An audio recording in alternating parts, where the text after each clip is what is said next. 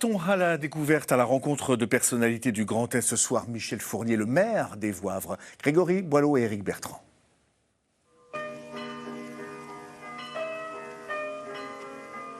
Comment dynamiser les campagnes?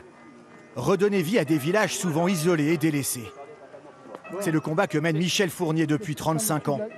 Maire de la petite commune des Voivres dans les Vosges. Et le petit moine qui permettait de pouvoir déjà baisser d'un certain point le niveau, d'accord? Après ça, tu gueuleras, après mouche. Un homme de défi. À chaque problème, une solution. Ce jour-là, le maire organise une réunion de chantier. Il faut réparer la digue de l'étang du village. Une fuite l'a totalement vidée. Il faut être, pas forcément multicarte, mais il faut être multifonction et surtout garder le recul nécessaire parce qu'à la fin, c'est quand même la commune que je représente qui va payer. Hein.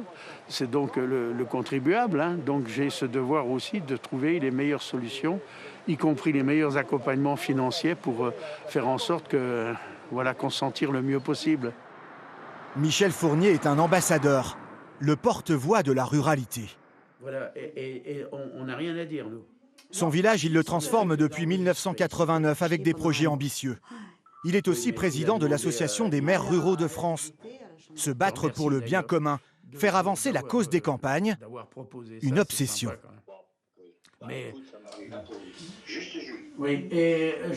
Il faut comprendre que aujourd'hui, les élus locaux, et notamment locaux, ils ont un intérêt qui est très, très, très important. Parce que si on veut encore qu'il y ait un équilibre dans notre société, eh bien, il faut qu'il y ait des interlocuteurs de proximité. Le maire de 74 ans incarne la ruralité dynamique, celle qui ose. Dans son village des Voivres, il a su recréer un élan, en donnant vie à de nombreux projets. Ces 3 maisons c'était 3 verrues, 3 hangars qu'on a rénovés, mais complètement, tout en gardant l'esprit, parce que le plus facile, des fois, c'est de tout foutre en l'air. Moi, j'aime pas de foutre en l'air. Des logements sociaux, une pépinière d'entreprise, un café-restaurant qui appartient à la commune. Il a même ouvert un centre d'éducation à l'environnement. Sa force, valoriser les atouts d'un territoire. Dans toute la France, il y a des choses formidables qui se passent.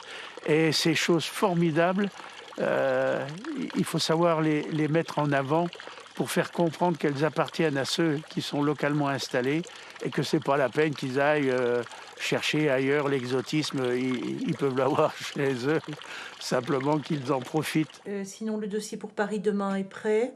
Michel Fournier est un homme de conviction. Il défend ses projets coûte que coûte, avec son franc-parler et une énergie débordante. C'est quelqu'un qui est convaincu, qui porte des valeurs et qui ne lâche jamais rien. C'est un vrai moteur et c'est passionnant. Quand on le suit et qu'on suit ses valeurs, c'est vraiment un métier passionnant.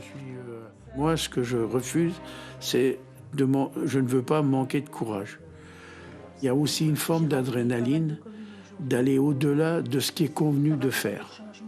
C'est-à-dire, je refuse ce qui est forcément conventionnel. Et ça procure aussi un dépassement de soi, une trouille monstre quand tu le fais.